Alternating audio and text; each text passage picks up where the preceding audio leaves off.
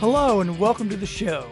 This is episode 33 of the Life of Gaming podcast. My name is Jamie and I'll be your captain on this cruise of video game awesomeness.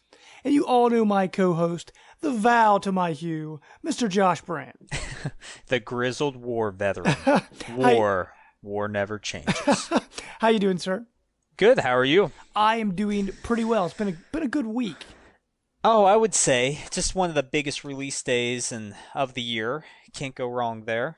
Absolutely. I mean, two of the biggest games of the year came out on the 10th. We had Rise of the Tomb Raider and Fallout 4.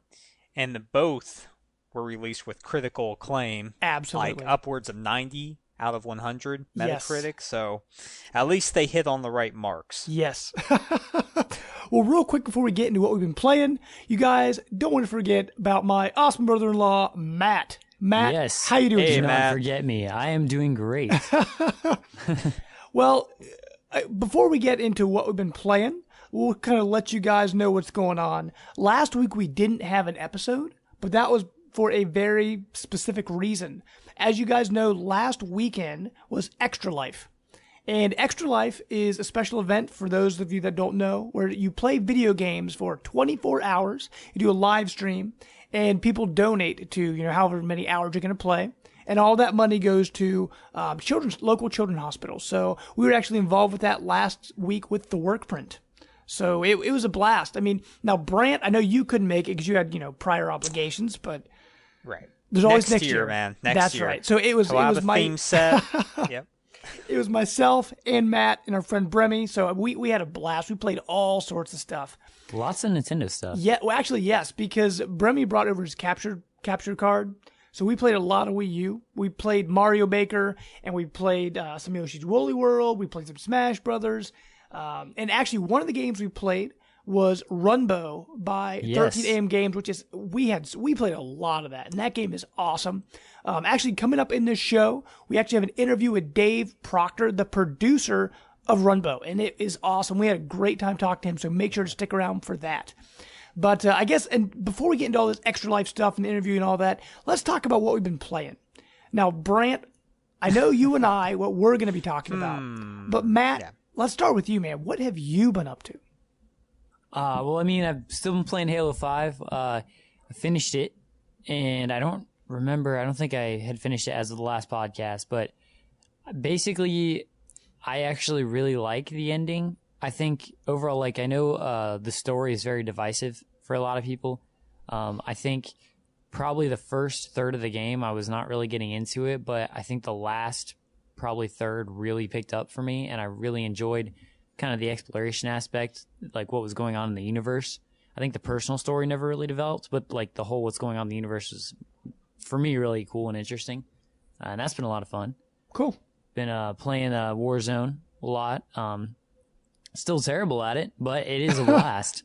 It is a blast. I don't know if I've been on a winning team yet, and I've probably played 15 to 20 times. So I have won a couple times, I think. But yeah, what definitely wasn't me. But it was a blast. And then, what else? Oh, a little bit of Lego Dimensions, which is awesome. I forgot we played it during Extra Life as I well. want to see that. It's a lot of fun. so fun. It really is. It's cool. We fought the Wicked Witch of the West, and we fought the Joker and Springfield and the Simpsons. That is quite the rogue gallery. And we fought awesome. Lord Business. Yes, we did. We fought Lord Business. That's right. Which is hilarious. Did you get to the portal level in there? No, we didn't get that far. Not yet. Mm-mm. No, we were about 2 worlds in. I think the first world's Wizard of Oz, which was funny, and you had to drive over the poppy seeds and stuff, and then the second world was Springfield. I've actually played the Doctor Who world a little bit because I got the Doctor Who pack, and that one's hilarious. Although I'm kind of disappointed because I heard that apparently when the Doctor died, he would come back as a previous generation Doctor or whatever. He's not doing that so far. He's just staying the new Doctor, which is okay, but I kind of like Matt Smith the best. Right. Yeah. But I mean, but it's a blast. And all the characters, it's very interactive with the portal. Jamie, you remember. Oh my gosh. That was that was the one thing that kind of was annoying. Because when I was hooking up to my Xbox for Extra Life, Matt was like, you might want to bring that portal a little closer. Because I was going to sit up on the TV. I was like, why? He's like, you're going to need it. Because what happens while you're playing, like bosses will be attacking you or you have to solve some puzzles. And they require you to move your Legos that are on the actual physical portal because there's like 3 spots. One is purple, one is blue, one is yellow. And you have to move them to different colors as you're playing the game, which I thought was kind of annoying. It's annoying, I think, for us, but for a kid, I think it's pretty cool and interactive. They'd have a blast with that. Josh, your kids would love it. Yeah, it I is know. honestly It's- an awesome game. I'm sure it's a time and money sink though. Well, yeah. Yeah, the initial it's like $100 for the starter package, and then each pack. wait for that Black has Friday, levels is man, like because I think it's 30. Right. going to be on. Cause it's like, better than $100 just normal, buying it's better than just buying like regular Legos though. You might as well Very get true. like a game involved with it. Yeah, That's true. That's the way I see it. because the Legos actually come Matt, off I the have stands. So Yeah, Matt, I have a question for you. For Yeah. Halo 5, Uh-oh. where does it rank in the Halo game series? Oh, with for a big Halo fan like me, gameplay wise, it's one of the best. I think it's obviously the smoothest and actually has the best mechanics. There's like new things they added, like you can juke with a little jetpack left and right and back and forth and do a lot of cool things like that. There's a cool feature where you can jump, and in midair you'll freeze as you zoom in and sort be of able to hover, hover there yeah. for a few seconds so you can get accurate in shooting while jumping. And since Halo's always been so floaty, people have always wanted to be able to shoot while in midair and stuff, so it's like perfect. Gameplay wise, it's one of the best. I think overall package, story and everything, because I really am into the story more than I am the multiplayer. I think it ranks 3rd, probably. I really think 2 is still my favorite. And 1, just that confined story of 1 is unforgettable for anybody who's ever really gotten into the Halo series. And then I actually think it's, for me, behind that. I'm kind of the opposite of a lot of people. A lot of people loved 4 versus this one.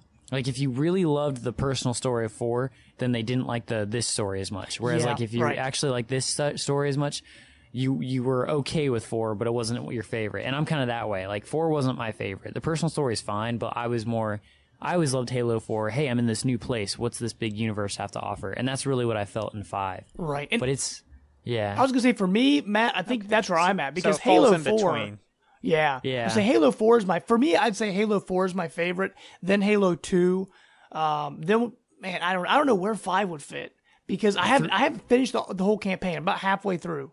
So Well, I you're haven't also finished it. you're also in the rough part too. You haven't even made it to the planet Genesis. Like I Right. think you just made it there. That's when I actually think it gets a little more interesting. Now, I actually hopped in with a couple of my friends from my old Titanfall team, Alex and Brandon, and we got on there. And we actually played. We had 4 of us in there. Actually, one of their friends was also in there, so we were playing with 4 people. And I mean, it was fun. We had a good time. I do think it has the best co-op campaign of them all. Like if you're playing with people, I think it's set up in the best way for co-op campaign. Yeah, and it's made for co-op. Like when you're playing Yeah. it, I mean, the whole story, everything. It's just, and when I was playing by myself, because I play on not the hardest difficulty, but the second hardest difficulty. I forget what that's called. Heroic. Yeah, heroic. I play through on heroic on my own, and then I always play through on the hardest difficulty when I have other people with me.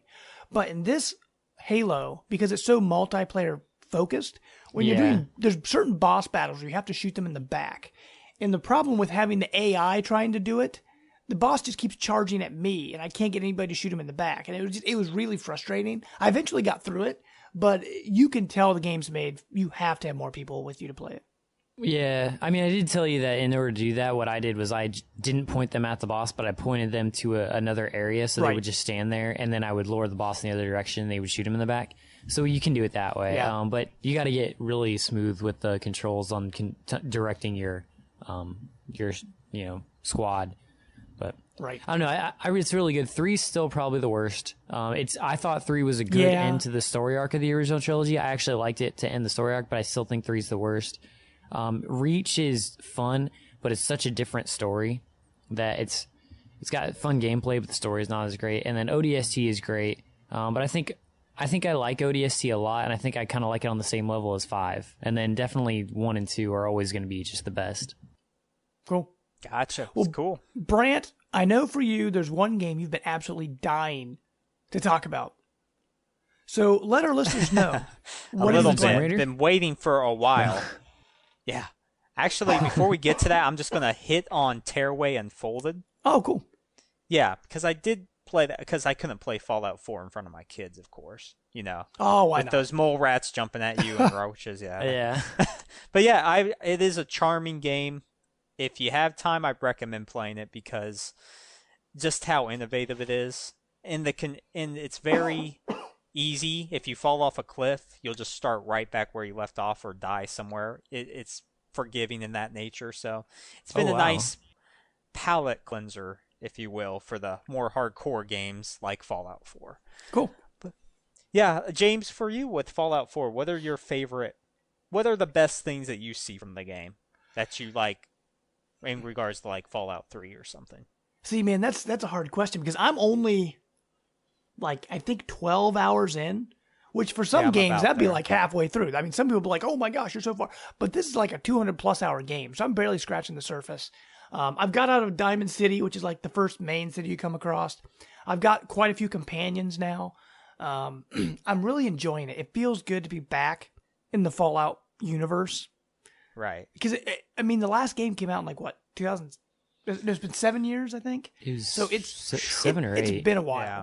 Oh, yeah. But, I mean, just the customization like of the weapons and the armor and stuff, it's really cool. I like what they did with that. Yeah, and the production values. I was not expecting, like when you first download the game and you watch that opening, that was just hilarious. I love what they did with that. The special it had videos, the black and white, as it was loading up. Old cartoons, I thought that was clever. I mean, just everything. It's on a whole different level. I mean, it feels familiar, but yeah, it's just feels more grand. Yes, it like does. There's a singular path. More of a story-driven arc to it. Right, because you're trying to find your son. Right. Other than the other one, it's your father you're trying to find. But I did feel like it retread a little of the same storyline from the first one because of that. Right. But as you get into it, I mean, it's great. Oh yeah, I totally agree. I guess it's not everything I was so hyped for this game. I thought it would be maybe my expectations were too high, maybe a little bit. But I like how many new features they have, like with the gun customizations, things like that. Right. The building your own territories up. No, I'm not doing that much. I mean, I've unlocked some, but I'm just not into the building aspect. Yeah, and that's what I was going to say. It's just nice that there's an option there. Like, you don't have to take part in it at all. Like, there's this mission that you can start, and I had no clue what I was doing, so I just let it go. And, I'm not going to worry about building, but it's there in case you want it. So, yeah, I mean, that's what's awesome. There's a mission to complete. We're supposed to build up your city. You make food, and then you have to put like weapons out. I mean, I got that far, but after that, you're supposed to like bring in caravans, do all this other stuff, and I just didn't touch it. I just took off into the wasteland. Yeah, I couldn't figure out how to make plants. I guess you pick the plants and then plant them into the ground. Yes, what you do is you run around. You'll find like a tomato plant, or you'll find something where you can actually pick it up, like any other inventory. And then when you go back, when you go to your customized build mode, whatever it is, it'll be in your options under food. Gotcha. Okay. Maybe I can get past that part now. So it's like Minecraft meets Fallout. Right. No, I'm just kidding. Well, Brant, I'm just kind of curious. How many companions have you found so far? I'm just up to 2 right now. I have the dog, of course. And then whoa, what's that? Yes, I mean the dog's right from the beginning, right? I'm at right. He's right. I'm at 5, I think. I think I read somewhere. I think there's 17 total companions. Yeah, you're way further than me though. But dude, it's so good. It really is. It's really good. I like how compressed it is too. Like the map isn't as big as Fallout 3, but there's just a lot more to do in this area that's involved. Right. Like raider camps and it's Fallout. More Fallout. Right. That's what's awesome about it. It's so good, dude. I love it. And by the way, one thing I want to mention, Matt, real quick to Brant. I actually got the digital deluxe version, which is going to come, I should say, with all the DLCs it releases. So I'm happy about that. More Fallout. Oh, we can't get enough, man. So I was going to say, I know you guys obviously haven't finished this game or nowhere near scratching the real surface, but is this Game of the Year material? James, you go. Man, that's such a good question because at first I'm like, no. I still think Yoshi Woolly World is my Game of the Year, but then that just sounds funny. It does, Yoshi but Woolly dude, it's so good, man. I love it so much. But that's just the Nintendo lover in me, man. It's just such a good game. And Splatoon, it was Splatoon this year, or last year. Splatoon was this year. Yeah, that was also so a that's game. that. Yeah, but but now the more I'm getting into Fallout and like I'm falling back into the groove and I'm playing through it, I'm like, yes. Now, unless the story ends kind of funky or something weird happens, it's going to be pretty close to my Game of the Year. But right now it's between Yoshi's Woolly World and Fallout 4, which are two totally different games. I know, that's just so funny. So good. What about you, Brant? If you put Yoshi into the Fallout universe, that would be right. pretty awesome. We ride Yoshi across the vast landscape and he swallows. Well, as we will mention later, some characters are getting into weird universes you'd never expect, like Cloud. Oh, we'll talk about that. But Brant, yeah. what about you, man? What do you think of Fallout 4? Do you think it's going to be your Game of the Year? Or is it still Bloodborne? I think for many people it's going to be up there in the Game of the Year list. For me it is, personally, just because it scratches that itch of wanting a Fallout game for so long and finally getting it, which is what they should do. But yeah, I mean, I don't know. I'm really not picturing it as a game, like the final Game of the Year for me. Because the Old Hunters DLC comes out soon for Bloodborne. Yeah. And I've been periodically just going back to that game because I love that universe. I love the action. I just keep going back to that game. And I played The Witcher. I played Metal Gear Solid. Yeah. I played Batman. I mean, I played all these big, Game of the Year contenders. Right. And it's always going back to Bloodborne. And I stopped in Batman, at this one point. I haven't even gone back to it. Do you have, honestly, I mean, until other stuff came out, Batman was my favorite Game of the Year. That game is really good. It is really good, but I just don't have the pull to go back to it. I don't know why. Maybe it's the familiarity of the other Batman games, and Bloodborne was so fresh, and I love the Dark Souls series anyway. But yeah, Fallout, I can see it slotting really close to Metal Gear Solid. I think Metal Gear Solid, Fallout, and Bloodborne, those three right there. Cool. At the top for me. Well, with that, guys, there's a few news stories we can hit. So real quick, let's hop into our news section and what we call Captain's Log.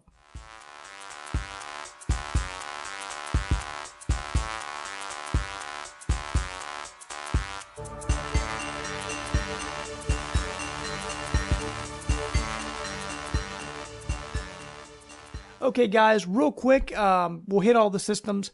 But right now, I just want to say on the PlayStation side of things, it's pretty quiet. We ain't got nothing. And I think that's because the PlayStation experience is in December. So just real quick before we hop into our Xbox news, Brant, what do you expect? Do you think they'll make any announcements? I can see... Clearly now, the rain is gone. Nice. No, it's... There's going to be a big announcement, I think. Well, they already announced the Quantic Dream game. I forget what company. Oh, shoot. First-party company that I know would be there. Santa Monica? Maybe that is a good question. It. I don't know what happened to them. Yeah, weren't they supposed to announce a new God of War and then just never happened? Well, they're up to something. Whether it's God of War, they're up to something. Yeah, they have all these first-party developers hibernating, and one of the big games has to be brought up there, and it's just hard to pinpoint which one. But I don't think it'll be on the vast scale of like E3, but they're gonna have some, couple really big announcements. I feel. See, Brent, here's what's gonna happen. Xbox is sitting all nice and cozy, and they feel like they're doing well because PlayStation's being really quiet. And then Admiral Akbar is going to run in and go, "It's a trap!" And then they're going to announce some major bombshell. Well, they've had enough preparation time now. Yep. It's been 2-3 years, and they've had some big titles, but we're still waiting on Uncharted 4 and the big ones to come. So they've had enough prep time. And by the way, Brant, every time I think of Admiral Akbar, I always think of that robot chicken sketch, or it was Admiral Akbar cereal. It's a trap. Dude, that was so funny. Oh my gosh. That was Okay, so classic. but real quick, we'll hop into our Xbox stuff. This week, outside of Fallout and all these other big games happening, Microsoft released the new UI for the Xbox One, which is fantastic. Yep. It's so much better. And being on Windows 10, you can tell it's absolutely Windows 10 on the Xbox One. I mean, it's the exact same layout as the Xbox One app on Windows 10. Exact same thing. But with it came backwards compatibility. Now, Matt, let me ask you, how many games right now are backwards compatible on the Xbox One? There are 104 backwards compatible games, Jamie. And what games are on the backwards compatibility list, sir? Well, let me just read them to you.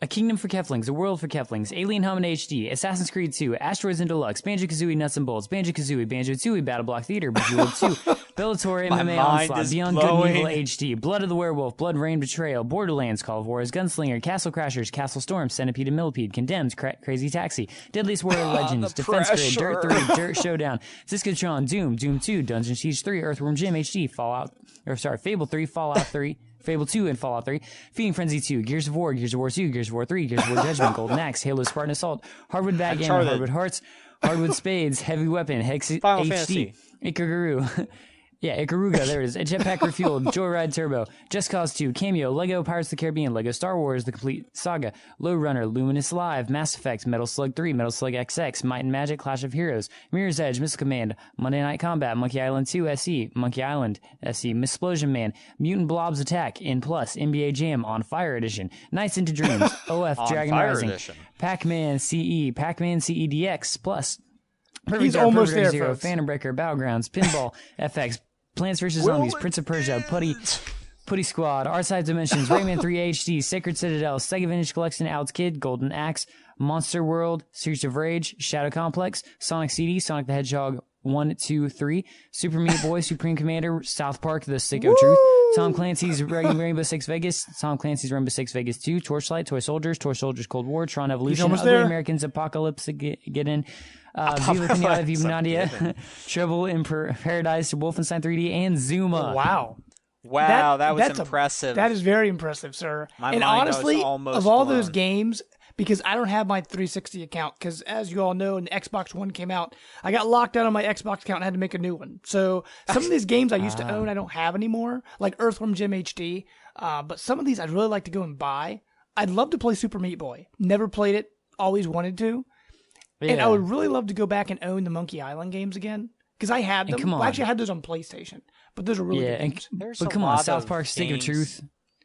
I know. Stick of Truth. Absolutely. There's a lot of games that are not just downloadable. Like they weren't just disc based. Right. As I see. But Yeah, I think they. It seems like when they first announced over 100 games, like you kind of knew that a lot of them would be arcade, but they still kind of left you like, ooh, it could be all of these games. But I think that with the pull that they're having and how easy it is for them to just make them backwards compatible, all they need is like a licensing thing Right, and that from the seems to be company. the issue because Yeah. they were talking about how Red Dead Redemption was like the #1 game people asked for, Yeah, and they don't have it yet. And the reason for that was licensing issues because all the licensing and rights and stuff for that game are only for 360. They're not for Xbox One. And so they said they're working hardcore with Rockstar to kind of figure that out to get Red Dead Redemption onto Xbox One. it should be easy enough. I mean, she'd just like talk to him, be like, yeah, and then get some paperwork. Right, but I signed. mean, I there's guess- like fees and things like that to make it, so they can do it on other systems. They also said in December, it's not on this list that I have, but they said in December, BioShock 1, 2, and Infinite are coming. And I can't remember what else. Halo Reach. Yeah, Halo Reach. Those are all coming in December. So, and also what's on there now? Mirror's Edge. I really want to rebuy that game too.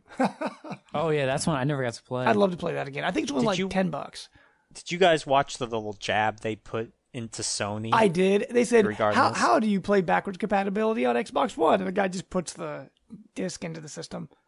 I thought that was a nice gotcha. jab towards Yeah, Sony right. for what they Dude, did I'll with never the forget that from game E3 sharing. that year. Oh my gosh. Yeah. Yeah.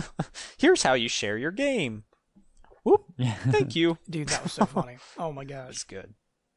But Matt, I know that list was long, but I think they said over 1,000 games that were on Xbox 360. Yeah. What game, like, what's a big game you think, why is that not on there? What game is missing? What do you see? Oh, I mean, any Rockstar games, because those are going to pull, and those are good single-player experiences that, people will want to go back to. Fallout 3 is on there, so that's kind of a big one. New Vegas isn't, though, which I'm disappointed. New Vegas, but they'll probably bring that since the Fallout franchise is, working with them. It seems like, I'm trying to look, and Alan Wake is a big one that shocks me because it's a company owned by Microsoft, so you would think they'd obviously get the licensing, unless they're setting it up to like do it maybe in January to prepare you for Quantum Break, sorry. Yeah, Quantum Break. So maybe there's you are living in a PlayStation world, sir. Yeah, that was a Quantum Dream. One thing also I noticed, Matt, Mass Effect 1 is on there, but 2 and 3 but not 2 and 3. Yeah, but also Mass Effect 1 was the one that Microsoft originally owned the license to, and then 2 and 3 were made multi-platform, so it could be just licensing issues there. And I know 1 eventually became multi-platform, but it still was originally owned by Microsoft. So, and one thing they did say, all future Xbox 360 games with gold that are going to be free will also work on Xbox One from here on out. So that's kind of nice. So you can just buy these games even if you never owned them before right now. Is that correct? Yeah. Right, yeah. Okay. Yeah, and you can you stick it in your system and it installs it onto the hard drive. Yeah. Yeah, it downloads it. It doesn't actually read the disc really, but you don't have to ever have owned it before. You can buy it. Right.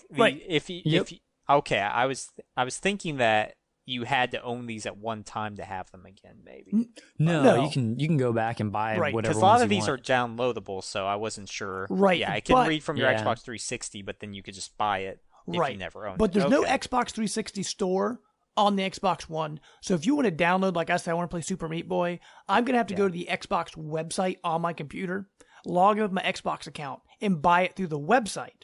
And then it'll show. So you can't buy it through the Xbox One. Not the 360 stuff, no. So what's going to happen then when I turn on my Xbox One, it'll show that I own the game and it just downloads. I see. Yeah. But with that, that's guys... one way around it, I guess. That's very true. Another big thing happened this week. Not only did all those backwards compatibility and Fallout 4 and Tomb Raider happen this week was crazy. Nintendo had their first Nintendo Direct since E3. Part of the reason with a lot of passing, they wanted to kind of hold off on that and come up with a game plan of what they wanted to do. And some people were really excited with the stuff they showed. Some people were really disappointed. But, that's just gamers in general because gamers, that's... And I think that people, after that one E3 Nintendo Direct, not this year, but last year... We complain about everything. We do, right. Yeah, pretty much, but like that one E3 where it was awesome. It was like the best Nintendo Direct ever, and it was packed with all these great announcements. I think people expect every Nintendo Direct to be like that now, like every 3 months. Nintendo fans are selfish. What can you do? But we're just going to hit on a couple of Nintendo, a couple of big points from Nintendo Direct. One thing we're actually planning, because Matt and I were talking, and also our friend Bermy, who was with us during Extra Life, we really want to talk about, go into more detail on what happened to this Nintendo Direct. So we're actually going to record a special episode that's just going to be on our YouTube page. So that should hopefully go up this weekend. So keep an eye out for that. But real quick, we're just going to hit on a couple of the key points. The show started off with what I thought was a high note, but people kind of saw this coming for a while because it leaked. Twilight Princess HD is coming. We expected it. It's actually my favorite Zelda. I love that game. But the thing that was surprising with this one, it's not a digital, because people thought it was going to be eShop exclusive download. It is not. It's going to have an actual physical copy, and the physical copy is coming with an amiibo. It's going to have Wolf Link with Midna riding Wolf Link on the amiibo. It's actually really slick. I like it a lot. And not only is it going to work in Twilight Princess HD, if you have the amiibo, it will also work in the new Zelda for Wii U that's coming out in 2016. So it's going to be, a multi-use amiibo, which is nice. And they also said that Twilight Princess HD will use the Link amiibo, the Toon Link amiibo, Zelda, and Ganondorf, and Sheik. So pretty much anything in the Zelda universe will work in Twilight Princess HD, which is nice. Did they go over the new Zelda game at all? They showed less than, it was I think it was 15 seconds of Link riding on a horse, and at the end it said coming 2016 is all it said. Yeah. I think they're they're pretty confident that it's going to be finished by next year. So I know they pushed it back a couple times now, but I'm pretty sure they're confident it's coming out next year. Right. Okay, so it's definitely coming out for Wii U. Yes, though. they did say it's Wii U, but we still don't know if it's Exclusive? NXL. Yeah, we don't know Okay. if it's wink wink Wii U or if it is actually Wii U exclusive. We'll find out. Okay, well, at least they're bringing it to Wii U, Right. not to screw out all those people Yeah. waiting for it. You know? Sure. But Matt, what about you? What is one big point out of this direct that you pulled out? I mean, I'm really excited for Fire Emblem because you know how much I love that series, and I know it's like 3 games, Yes. but like I think I'm probably gonna pre-order like the special edition that comes with all. Oh yeah, 3 and it comes with an because art book too, I right? An art book love- and a soundtrack or yeah. something like that. Like I love that series. Fire Emblem Awakening got me into that series, and also made the Fire Emblem series more It's got accessible. its claws into you.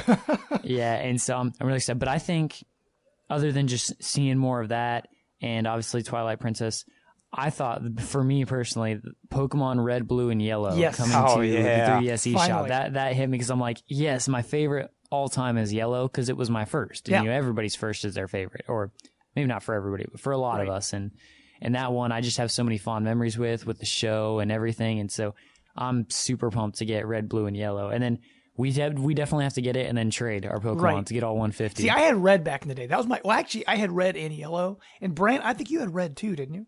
I had red. Yep, So good. I was a red man. But Not trying to be racist. oh, dude, that's hilarious. Disclaimer. Yeah. Yeah. Disclaimer: Brant is not a racist. Thank you. But actually, before we get into Brant's big news, because I know exactly what he wants to talk about, I want to hit yeah. on 2 smaller things. They said Star Fox Zero, which I'm super hyped for. I love Star Fox. Originally, it was going to come out in November. It got delayed till February, and now it's delayed until April 22nd. So it got pushed back, but it looks so good. It gets better every time we Yeah, see it. It sounds It like looks a lot better than E3. Okay, because it sounds like from a lot of people it looked like crap, like downright a joke. It wasn't that bad. That's I mean, that's the vibe I got from other. Sure. And that's just because Nintendo fans are very passionate. I also think too that we see games like Mario Kart, which look amazing for that style and everything, Right. and they look so clean and stuff. And I think the ships, when they showed it at E3, they specifically looked almost like Nintendo 64 ships, but people weren't paying attention to the world because the world looked really clear Right. and good, even at E3. It was just the ships themselves looked kind of like the models from the N64 gen. You can tell the demo they had for E3 wasn't finished because I saw a video that someone put up on YouTube where they were comparing the E3 footage to the footage they showed at the Direct this week. And the game looks so much better. And a lot of it has to do with, like you said, Matt, the textures, the lighting effects and like bloom lighting and, all that fancy stuff. And also just little details like the cockpit windows are now clear and you can see the pilots inside. Like just little stuff like that. They're just enhancing it in little ways and making it look a lot better. So that's going to be pretty cool. One brief thing I want to shoot out real quick. Hyrule Warriors. It's a great game. I love that game. They showed off the 3DS version that's coming. They showed off some of the DLC, or extra characters, I should say. And one they showed off was a brand new female Link named Linkle, which is a terrible name. But if anybody has the Hyrule Warrior, or not Hyrule Warriors, what was that called? Hyrule Historia book. I believe the female Link was in there.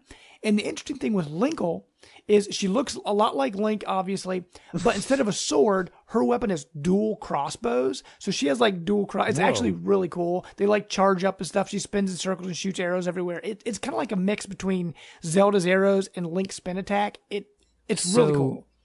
So I wasn't able to actually watch the Nintendo Direct at the time. I was getting a lot of this news otherwise, and I kind of watched some videos later. But I thought Linkle was like in the Zelda universe now going to be the female version of Link. No, like when you no. create a character, it was going to be the female. Nope. Okay. Linkle's a totally separate character. People are kind of wondering if Link will be in future Zeldas now. You never know. That'd be kind of cool. Okay. And one other thing, Brant, just to hit on what we were talking about with Fallout earlier and how big that world is.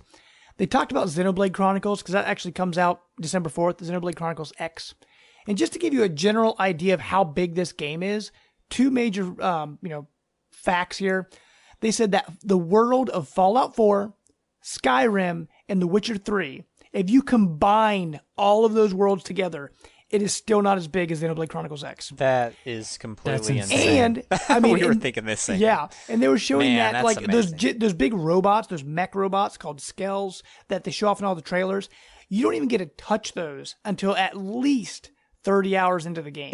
So is this What the, is this so like? is this, The entire surface of this planet game Earth? is Yeah. massive, Is it just like a whole plan? Is this the game you're going to spend the rest of your life? dude. It's gonna be crazy. Playing? I mean, I love Xenoblade Like, all you Chronicles. need I the rest of your love the life? first Xenoblade Chronicles, but this one looks intimidating.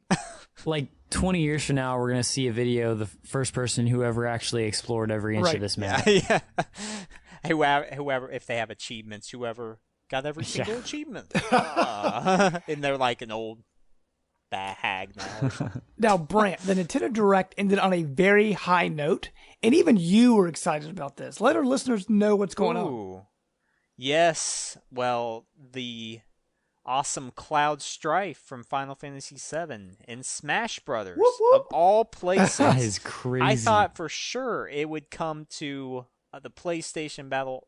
PlayStation All Stars Battle Royale. Yeah, PlayStation. Yeah. Yeah. Man, that's a redundant name. But yeah, wow, that I was like, what in the world? So I watched the trailer, and man, what a throwback to all the nostalgia that was Yeah. Final Fantasy VII. I mean, the stage, it had all the summons from Final Fantasy VII. Cloud has his Omnislash, has his other limit breaks. I mean, they are doing justice with that ad right there. I know that people, not everybody loves this Smash Brothers as their favorite. I definitely think most people agree it's an upgrade from Brawl. Yes.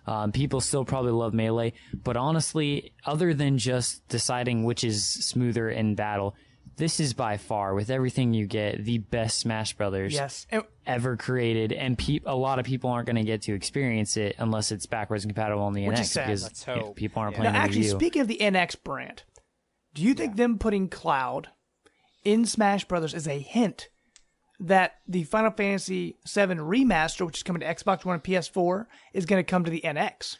Because it's going to be, they're saying it's going to be as powerful, if not more powerful than the PS4. So, I will say. do you think this is hinting that maybe they're making this, kind of opening the doors so when the NX comes out and that remaster comes out, people will say, I know him from Smash Brothers. I will say this. The more and more I hear about the NX, the more and more intrigued I am. And I'm gaining my faith back in Nintendo. You know, they always they did something stupid that you just be like, why? And now it seems like, I don't know, the NX is starting to sound like a very appealing machine for me and my kids, as the next system to get Cool. back with Nintendo. Like Colin from Kinda Funny says, he's a relapsed Nintendo fan. I'm sort of in that same camp, but they can quickly win me over if they do things right with the NX. Now, these are big words from Mr. Brandt, because as you all know, if you Yeah. listen to the show, in the past, he said, Oh no! he said, if Fatal Frame came to the Wii U, I would buy a Wii U. Well, Mr. Brandt, that day I is don't here. think I ever said you. I want an actual video clip of this. Okay. And I forget some of the Bobby other bold cannot leave statements. me alone about it. I do remember every Amiibo conversation was Brandt's favorite. That's Yeah. right. Oh yeah, I love my amiibos. And Still waiting for that Dark Souls. right. Well, real quick to end on the Smash news before we hop into our third-party stuff.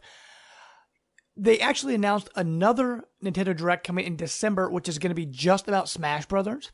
And a lot of people are assuming this is going to be the winners of that ballot, where it was like choose your character, Yeah. vote on your character thing, the winners of that. Wonder Red. Right. Well, here's something I noticed. When I went online to Best Buy today to pre-order my copy of Twilight Princess HD with Amiibo, because those are going to be impossible to find, at the bottom it said, you may also like this. And on there was the Shovel Knight Amiibo. I'm like, oh yeah, I forgot they're making that. And I clicked on it.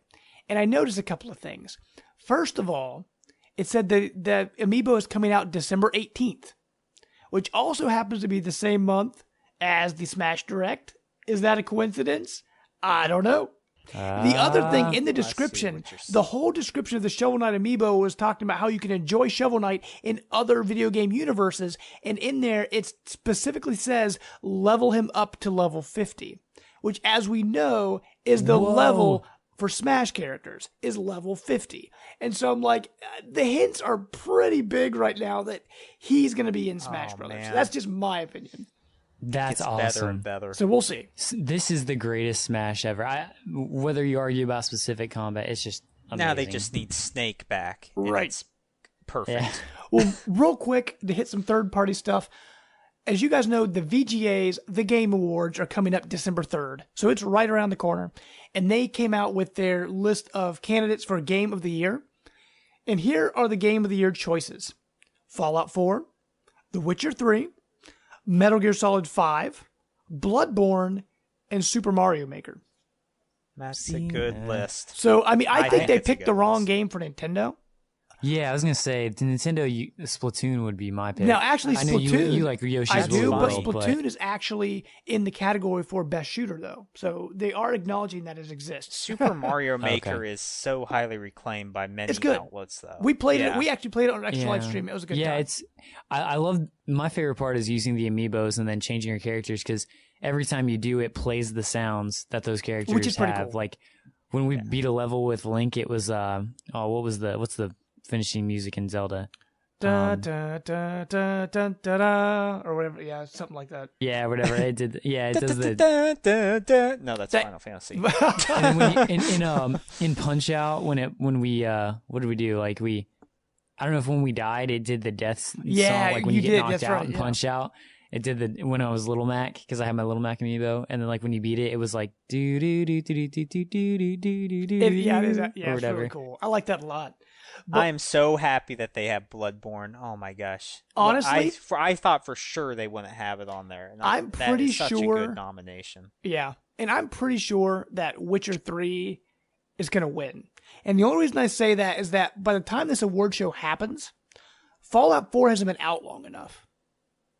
And Metal Gear Solid 5 is, I mean, people love that game, but if you look at review scores, it's kind of been like up and down. Like people either really like it or they don't. And I feel like Witcher 3 is the only game on this list, or maybe Bloodborne 2, but Witcher 3 is the only game on this list where it's like everybody that plays it loves it. consensus, And yeah. what project, CD Project Red, that's the name of the company, Yeah. right? What they did with that game and the way they treated fans, how they're giving away tons of DLC, how the game came with, didn't it come with like a soundtrack or something? Yeah. Like it came with all this I got the stuff soundtrack, for the regular steelbook price. case. Yeah, I mean, Right. I would not mind them winning because that company deserves Sure. accolades for their consumer-friendly approach. Now, one thing I want to say with the Game Awards, it's December 3rd. So what we're going to do, so put this on your calendars, guys. The Mark week it down. the week before the Game Awards on December 3rd, so the last week of November, so that week of Thanksgiving, that episode, we are going to go through the nominations of the Game Awards, and we're going to have the Life of Game Awards. And what we're going to do, we're going to kind of pick our nominations and pick our winners from those categories. So I think that should be a good time. But Oh yeah. real quick, I don't know, Brant. I've got a whole list of Black Friday deals of what we can save on, but maybe we should save that for next week since Black Friday's still 2 weeks away. Yeah. So I guess with that, one thing we had done during Extra Life, like we had mentioned in the past, we played Runbow, and Runbow was so much fun because Yes, so for, much fun. for you who don't know what Runbow is, because it's a Wii U exclusive, it's a 1 to 9 player multiplayer. Like it's kind of a side scroller, like platformer. It's kind of like a beat 'em up. But what you do, you run on these planes, and they change color. They randomly change color, and if a platform is there and it becomes the background becomes the same color as that platform, it disappears, like it doesn't really exist. So you're trying to make your way through these levels while the background's changing, which means platforms are disappearing, and there's also enemies and there's spikes, and like the level's also auto scrolling, so you can't slow down. It's pure madness, but it's awesome. It is so much fun. Yeah, watching you guys play that, it's a game I wish would come out for other systems. And there are so many what they did to get all these indie characters in it. I mean, it's crazy. I mean, you guys are about to hear in the interview we had with Dave Proctor. He kind of goes over that, how they got all these characters, because it's got Rusty from SteamWorld Dig. It's got Shovel Knight. It's got the kid from Mutant Mudds in it. It's got Scram Kitty from Scram Kitty's Buddy on Rails. It's got you always played as Scram Kitty, and I always played as Shovel and Knight. it's got the people from what's that game called? The Rhythm Game. Oh, Bit Yeah, Trip? Bit Trip Runner. I like it has so many characters, like the people from Guacamelee. They're all in this game. And it's an awesome game. So hopefully, guys, sit back and enjoy and check out everything we've learned from Dave Proctor and 13 AM Games. So check it out.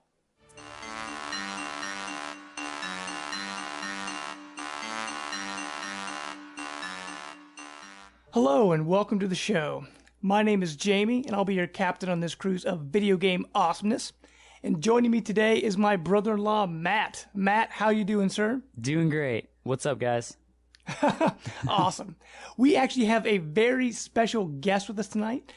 We have Dave Proctor from 13 AM Games. Hello. Dave, how you doing Hey, tonight, Dave. sir? I'm good. Are you guys actually brothers-in-law? That's Yes, or is actually, it just yes. is that just like a cool thing that you guys say? Right. Actually, I married his sister. Okay, Yep. there we go. So, It's not like this is my brother-in-law. You know, like I right, don't know, right. I don't know Yeah. the expressions of everyone around the world. That's But true. Here in the you know. Midwest, we are a little bit different. Right, right. I'm gonna try to make that catch on in Toronto.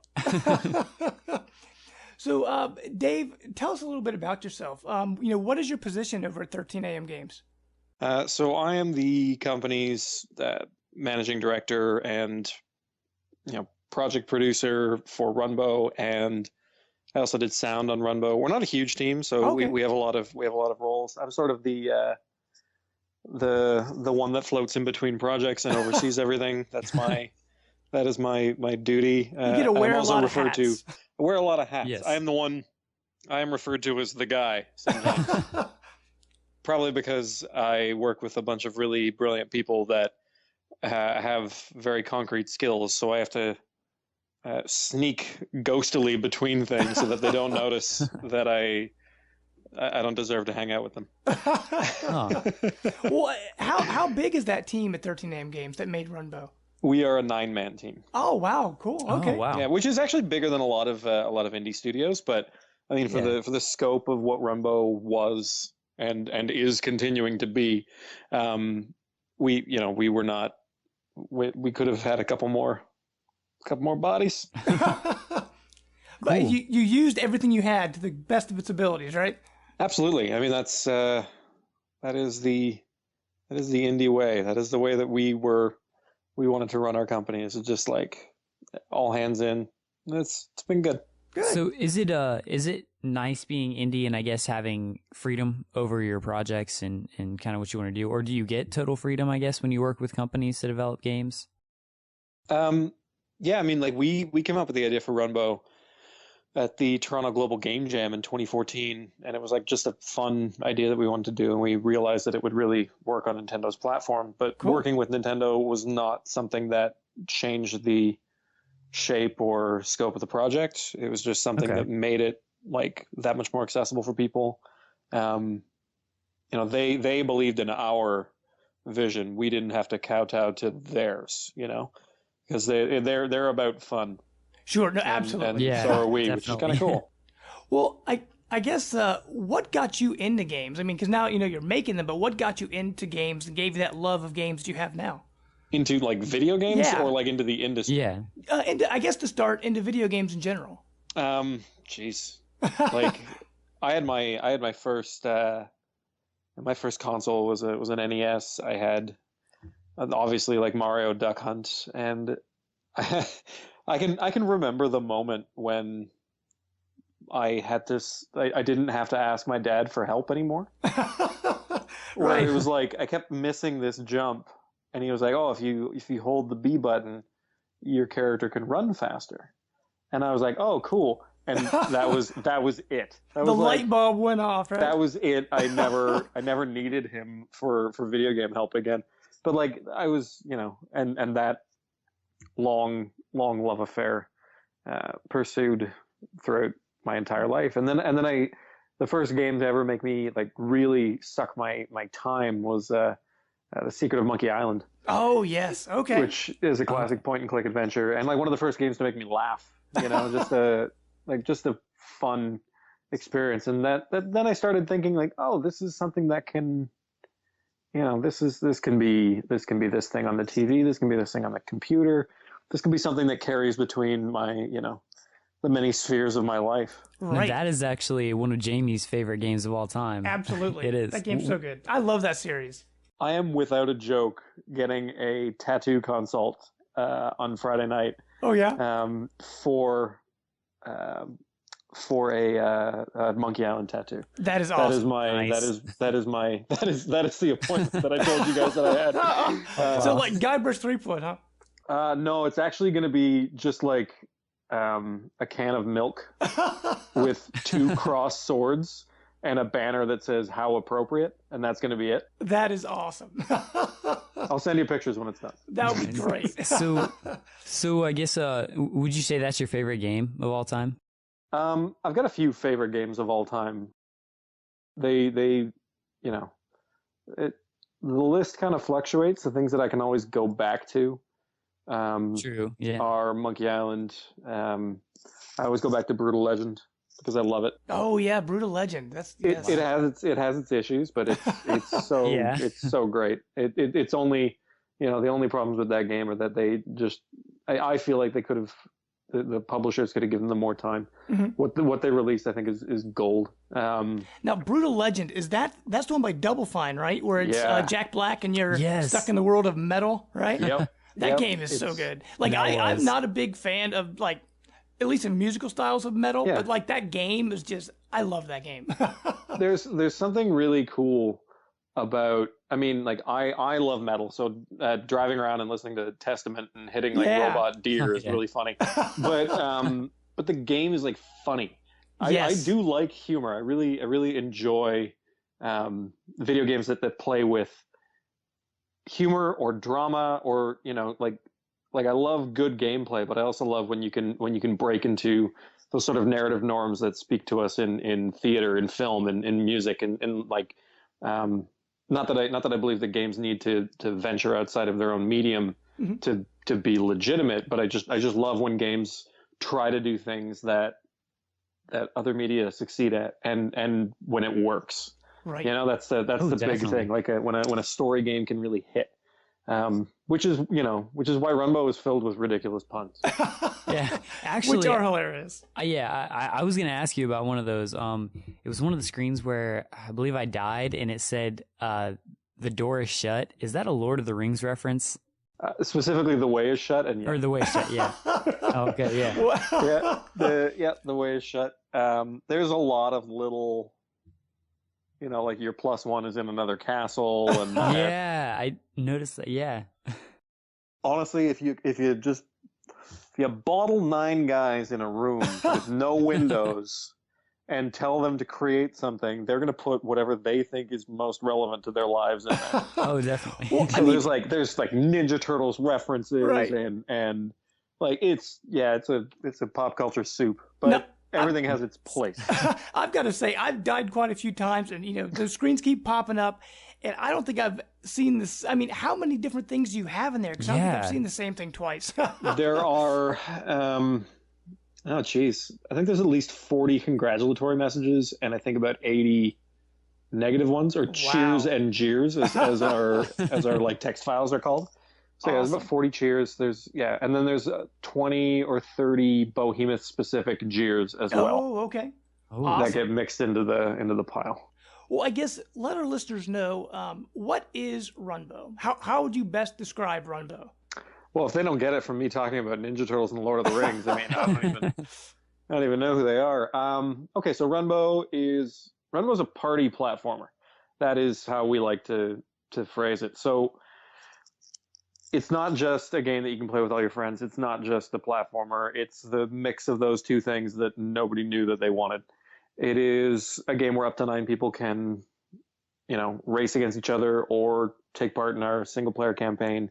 And the background is always changing. And if you are on a colored platform that matches the color of the background, the platform disappears. Yeah, I was going to ask what actually inspired that.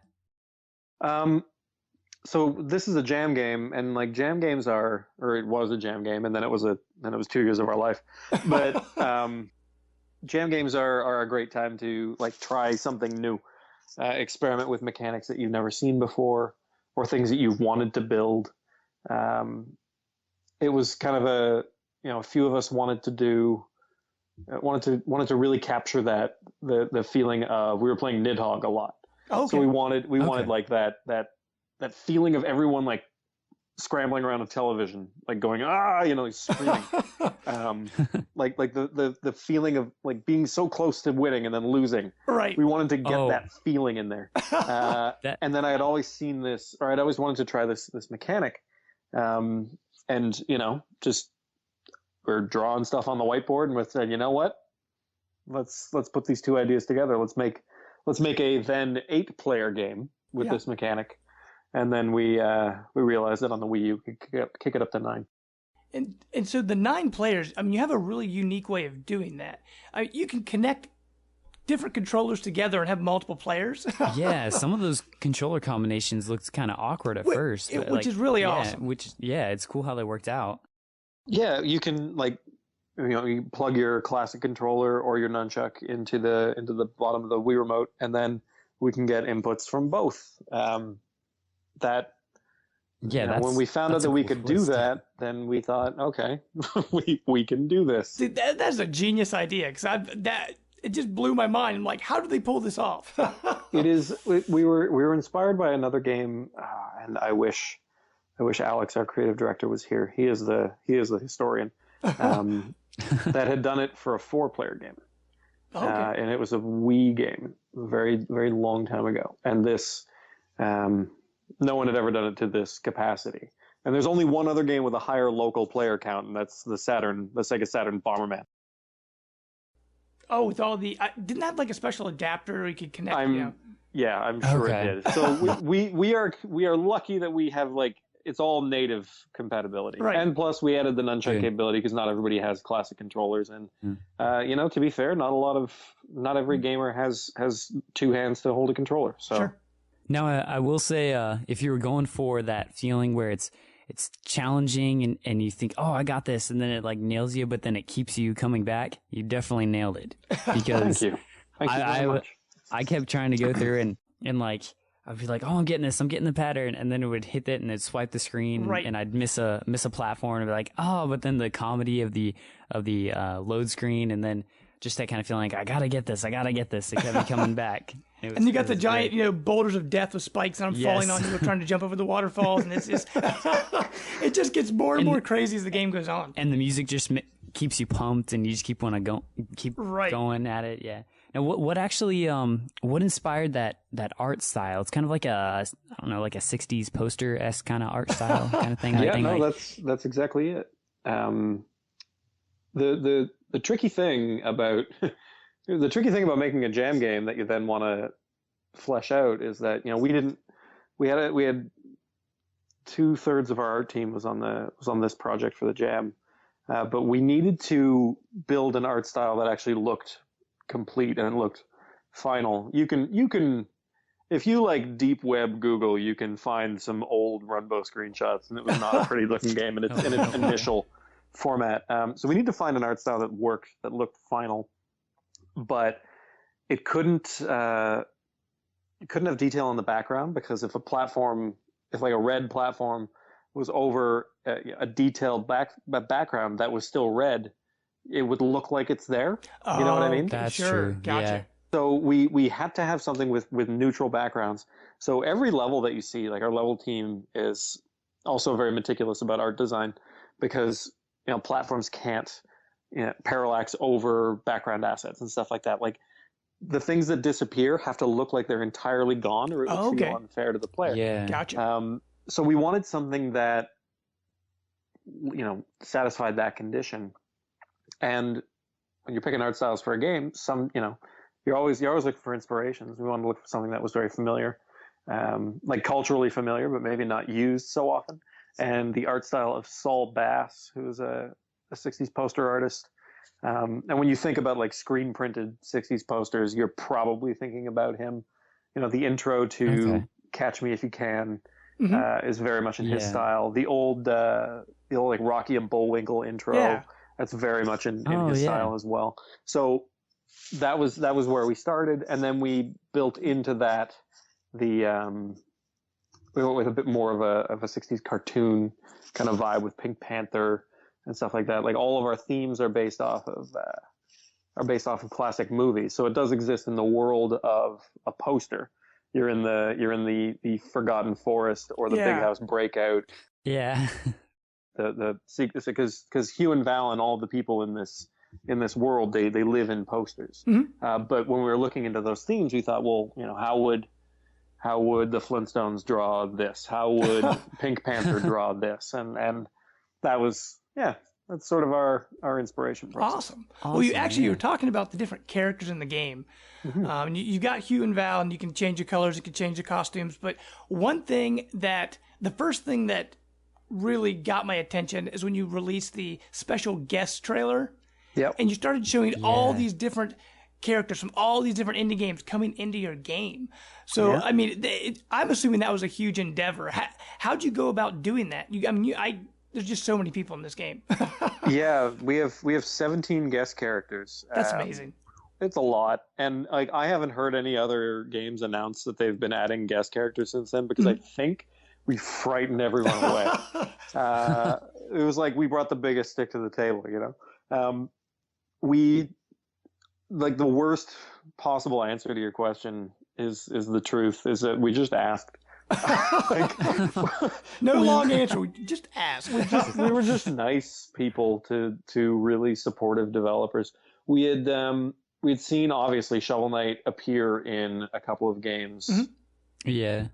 It was especially the oh my god, I'm so bad with game names today. There was that motorcycle one. I can't. It's not like Road Rebellion, but it feels like that. Mm-hmm. Okay, sure. You can just like vocal dub my voice saying the proper name of this game later on.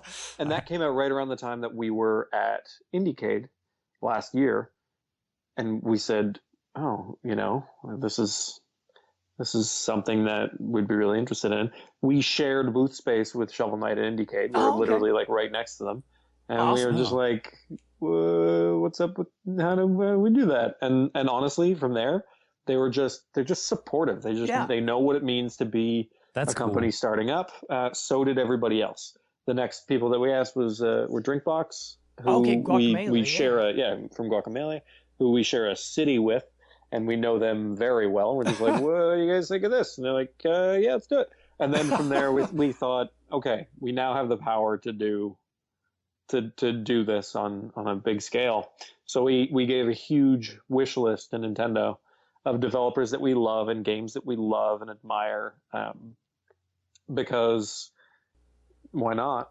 And yeah, like when we were forming our company, we have a very good, supportive, independent community here in Toronto, and everyone was really just helpful to us. So we wanted to then bring that back to the people, not only the people that helped us, but the people that inspired us. And we thought if we can get some cross-promotional benefit for them as well, we can show more people about sports ball or SteamWorld Dig, then good. Let's do that. Let's give the positivity back to these people.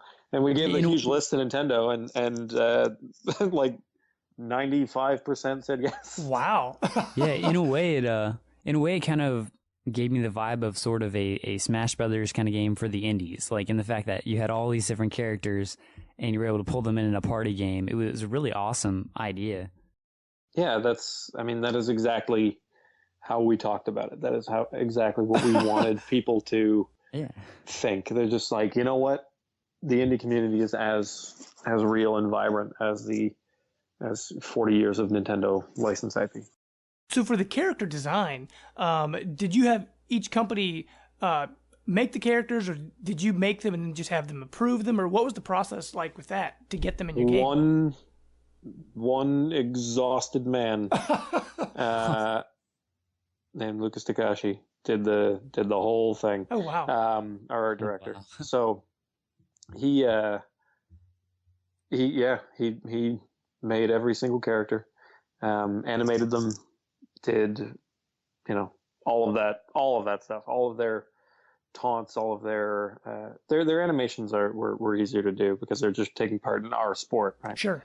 But we made them all. We got them approved by everybody, and that was it. Awesome. Well, And most people were just like, yeah, or the occasionally people would say, I think you need to change the shape of this eyebrow, and but that excited us. Right. That excited us even more because they cared, and they were like, oh yeah, I really, this eyebrow is really important to me, and I was like, awesome, yes, that's the best.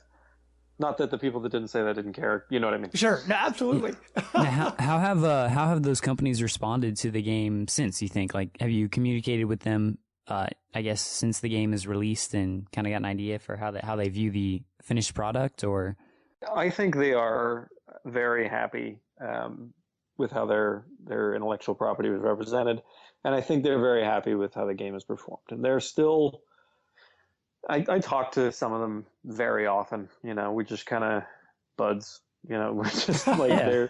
This has actually been a really good bonding experience for us and other developers. We got to know some amazing people, and there isn't a single person in that roster that I wouldn't work with again, just because they're so, you know, they gave so much of their time, you know, like Heart Machine, who are busting their asses on Hyperlight Drifter, and still had time for like our little game, you know, which is great. Like what an that's honor, awesome. you know. And there was a moment where I looked at my hard drive and I was like, I have all of Shovel Knight's sound effects on my hard drive. That's insane. That is that awesome. doesn't make any sense to me. But they all seem to be excited where the game went, and for our you know, how we're going to promote it in the future. We just did a big sale opportunity with all those titles as well, most of those titles, which did pretty well. And that was a great idea. Thank you. I Friends hope of it did yeah. well for them. That was the big thing, is that we wanted to give back. Awesome. Well, and you said this whole game started in a jam session, but once you decided, you know, we're gonna tighten this up and turn it into something for the Wii U, from start to finish, how long did it take to complete the game? That is about, I mean, it's tough to say before we went full time how much time we spent on it. Okay. But I would say it's about 13 to 14 months. Awesome. We went from jam. We were all in school at the time. That's where we met. We were working on other projects, and then we had like Runbow Wednesdays, and then we had like Runbow Wednesday Thursdays, and then we had Runbow Wednesday Thursday Fridays, and then September hit, and we were like, now we're gonna only do this. It's a week of Runbow. Yep. and it's been our full-time job since then. Awesome. Well, for better or worse. What made you decide on the Wii U? A couple things. The first, the fact that like we're building a party game, and when we have parties, though, that's the console that gets pulled out. Yeah, we're like, definitely. You know, like, what are we gonna? Is everyone gonna watch me play The Last of Us, or are we all gonna play Super Smash Brothers? Right. You know, are absolutely. we all gonna play Mario Kart? Are we all gonna play? You know, my brain just dropped out of the top of my head. Are we all going to play sports ball? Are we all going to play Splatoon? You know, like these are a lot of the games that we play in general. So are we all going to play Super Mario 3D World even? You know, like it's all what the console was kind of built around. Right. So when we started thinking about an 8, maybe 9 player game, how dare we? Where are we going to put this thing? The Wii U seemed like a pretty obvious first go. And Xbox and the Xbox One and 360 and PlayStation 4 have their local multiplayer titles as well. Absolutely. And they do a good job at bringing in that content. And like Halo was famous for really revolutionizing the LAN party, where a guy would like drive his console over to his buddy's house. Yeah. But you know, that was the choice that we made. Now with having 9 characters, it's become I've played other games like Super Mario Brothers U where it's been kind of difficult to coordinate yourself as soon as you get more than a few characters on one screen. How did you, I guess, try to take when you were building this game, I guess consider that and make it to where it was the smoothest possible gameplay for everybody when you had that many characters on screen? Part of the truth is that chaos is kind of beneficial to Runbow. Right. That's like if there are moments where you don't entirely know where you are, that's not the worst thing. Yeah. Get good. Yeah. But the actual answer is that the original size of the characters on the screen was half what they are now. Oh, wow. They were teeny. It was not good. We increased their size to the maximum possible they could be. We painstakingly decided on 8 different colors that are visually distinct from each other. Mm-hmm. And then we discovered that we had to add a 9th player. And then we painstakingly rebalanced all of those colors so that, you can't just have light blue and teal. You have to have light blue and dark blue and lime and forest green. You have to mix those colors up so that everyone can tell at a distance who they are. And then we added the costume system so that your silhouette is also different. And, I see a lot of people still, even though I've rallied against this, but people still think that there would be a huge issue for colorblindness, but or that we didn't care about it. But we made sure that these tones all work in grayscale. Plus we added the silhouette to help mitigate for that stuff.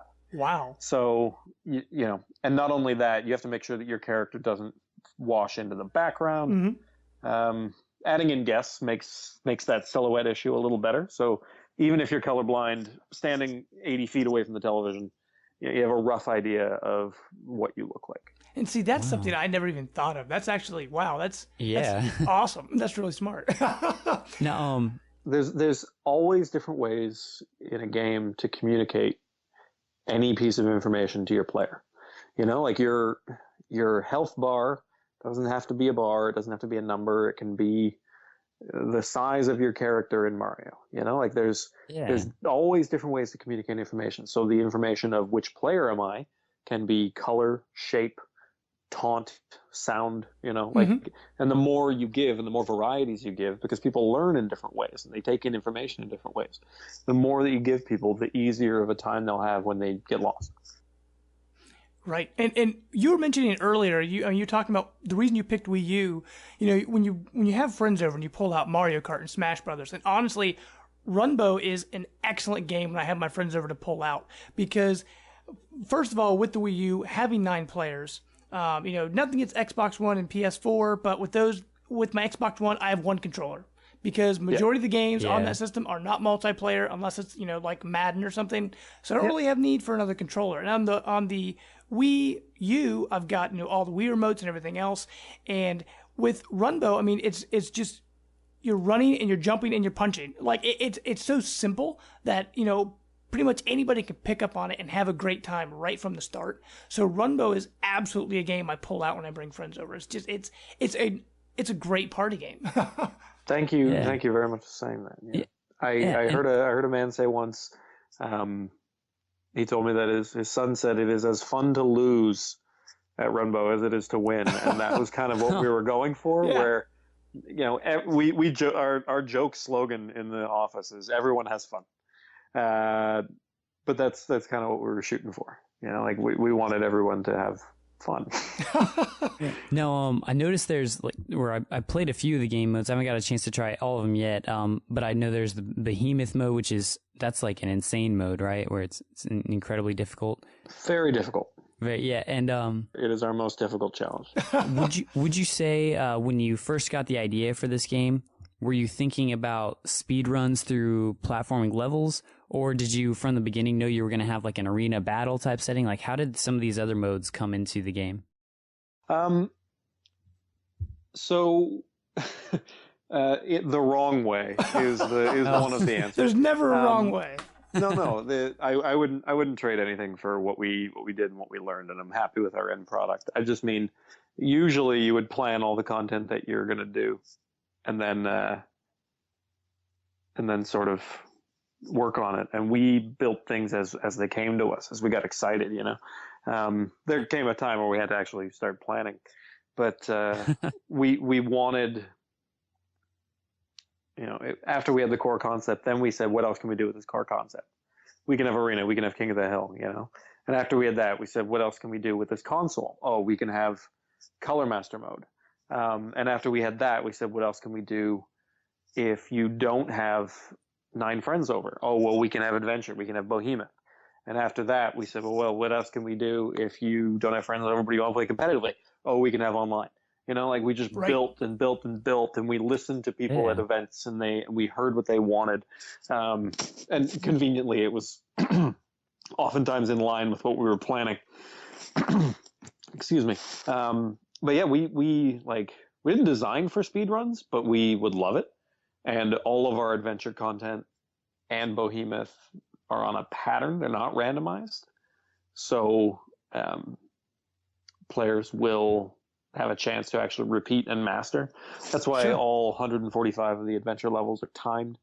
You can do your best to try to get a wicked fast run in. Yeah. Right. And most of the levels, you can beat them in, 30 seconds or, if you know where you're going. Right. It's just kind of like a short burst where I'm like, okay, I've got 10 minutes. Let me sit down. I'm going to play a couple levels. And I go to adventure mode, play a couple levels, and then 2 hours go by, and I'm like, what happened to my night? Yeah. Well, that's not a bad way to spend a night. Absolutely. One of my favorite games to pick up and play is Super Meat Boy. Oh, yes.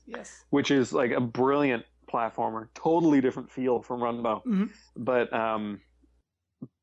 amazing for repetition and mastery. I just love how that game works, and we're fans of it in the office. We're fans of a lot of platforming challenges as well.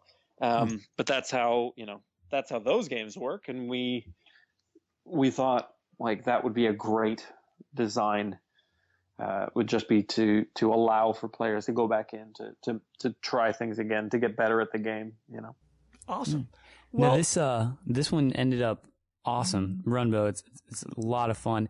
And are you gonna plan on maybe sticking to this genre, or in the future, are you gonna branch out and try other genres and maybe adapt your own kind of unique twists, I guess, on some other genres? I'm just kind of curious because it's a great start with Runbow. Thank you. Yeah, it's we have a lot of ideas. And we're working on, sort of formulating what those look like and where we're going to go. And some of them are platformers and some of them aren't. And which ones, we are, at the end of the day, it's got to be the one that we're most excited about. It's got to be the one that when we play it with the 9 of us, we go, yes, this is the one. This is the game for us. What we really want to, something that we really want to do. It's not our next game or anything, is we'd love to make a platformer like a classic action platformer. Just, really rip into a Castlevania style or a Shovel Knight style game. Just make something that would be really fun. But we would also love to try to make a strategy game. There's so much we are at a point now where we're not too stuck that we can't try new stuff. And that's kind of the studio that we want to be, is one that experiments, one that tries new things. Awesome. Well, just for the near future, is there any plans for additional content for Runbow or a Runbow sequel or anything like that? There is plans for that. There is. Don't let the cat out of the bag, right? there is plans. Okay. I think as much as I've said in the interwebs, is that we are planning more content. Awesome. I can't clarify yet, but I can promise that we're really excited about it. And it will be enough to, hopefully make everybody else excited as well. And a couple pretty decent sized surprises. Awesome. Awesome. Which we are hoping to announce in January. Cool. Well, actually, I got to let you know we are super excited for that. I can't wait for it. It's going to be awesome. But thank you, Dave. Thank you for joining us tonight. I mean, it's awesome that you got to come on here with us. We could just kind of pick your brain at what made Runbow what it is. Hey, my absolute pleasure. I hope your listeners enjoy hearing the inner workings of our ragtag group of game designers. Well, where can people find you and what 13 AM Games is doing? Definitely follow us on Twitter. I'm on that thing literally every day, and we have a pretty active user base, and that's really fun to talk to people there. You can also trying to stay really active on Miiverse. So if you want to pop into the community, Alex and I are certified verified Miis on there. Awesome.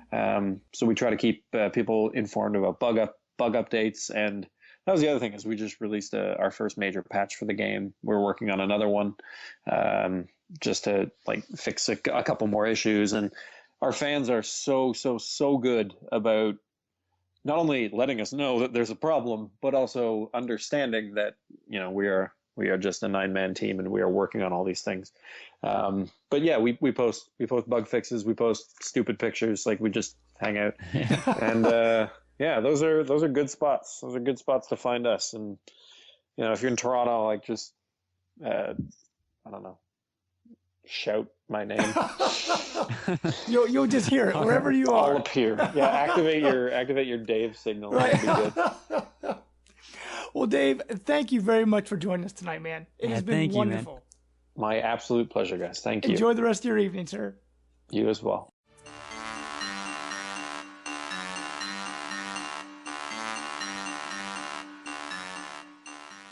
Okay, guys, hopefully all of you enjoyed that interview. And thank you again, Dave, for coming on the show. We had a great time. Thank you. Yes. And just to learn, wish I could have been there. Wish I could play it. Just to learn the behind the scenes of what it took to make that, from going from a game jam game all the way to the finished product. And just the fact that we didn't mention the interview, but one thing I found out what they do recently, every Wednesday at 8 o'clock Eastern time, they hop on there and they have this big Runbow party. I actually played with them this week, and they get as many people online as they can. And it's a full room of online play on Runbow, and we're all playing together, and it's so much fun. That game is just awesome. If you have a Wii U, definitely get Runbow, because it's a must-have. It is so much fun, especially if you have a lot of friends over. It's a blast. It's really good. I love how we spent half the time when me, you, and Bremy were playing, just punching each other and trying to kill each other as we got through the levels.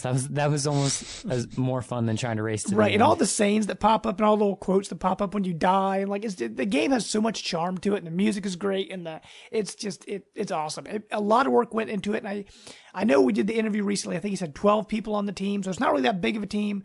But what they put together is amazing. So definitely check it out. And make sure to follow them on Twitter at 13am Games. They're also on Facebook. They're all over the place. So make sure to follow those guys. But as for us, you can always find the Life of Gaming podcast. We are on Facebook. We are on Twitter at Life of Gaming Pod. Make sure to find us on iTunes and rate us. That would be awesome. We're also on SoundCloud, the Microsoft MP3 store. So, check us out there. Also, make sure to check out our YouTube channel. Like I said before, we are going to be doing a special video presentation of the Nintendo Direct. So make sure to check that out. And I'm trying to think where else we're at. Also, check out our brand new website, lifeofgaming.net. We are all over the place. You can't get away from us. You guys know you can follow me on Twitter at James+12. I'm also on Xbox and Twitch, Jamester0722. So check that out. Brant, he wears a tutu. Brant, where can people find you? I'm at -the_brand on Twitter, even though I don't go on there very much. So you'll probably find me on Facebook, Josh Brant. My PSN name is -the_brand. And yeah. Cool. And Matt, what about you, man? I'm on Twitter at cpunkrock07, and my Xbox is xmightymat14x. Awesome. And just to let you guys know what's coming up, As we mentioned, we're going to be doing that special video game award show that will happen at the end of the month. But next week, we're actually going to be talking about what are the best games to play with friends and family coming over for Thanksgiving. And we know, Christmas is coming up and all these other holidays are going on. So there's going to be a lot of time to play with friends and family. And what are the best games to play if you want to be competitive, if you want to be more family friendly? We will be covering that stuff. So make sure to check it out. Thank you once again to 13M Games and Dave Proctor over there. Thank you. So guys, until next time, we're out. Bye. Later.